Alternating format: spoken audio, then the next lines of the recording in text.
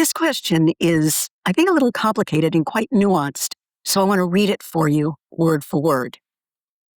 If a character-driven twist feels authentic but slows pacing, and a plot-driven twist maintains momentum but feels slightly forced, how do you choose? Interesting.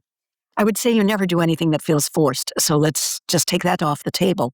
So really what I'm going to address is it okay to sometimes slow the pace? And the answer for that really depends on what genre you're working in. If you are writing literary fiction and you've had some momentum and things happening, and it's not at all infrequent to allow, or infrequent or uncommon, to allow readers to take a breath so that the pace organically slows. And that would be a beautiful place for a character-driven twist. I can really see that. On the other hand, if you're writing a thriller, which goes from one twist to the next, and just fierce momentum, we might not want to slow the pace. So the challenge then becomes, how do I embrace this character-driven twist without slowing the momentum? And that's where I would be focusing and where my attention would go.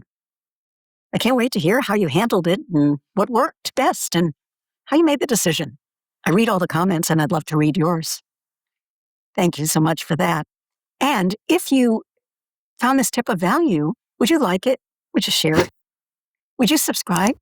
Because that opens up features that lets us make these videos even more valuable. Thanks.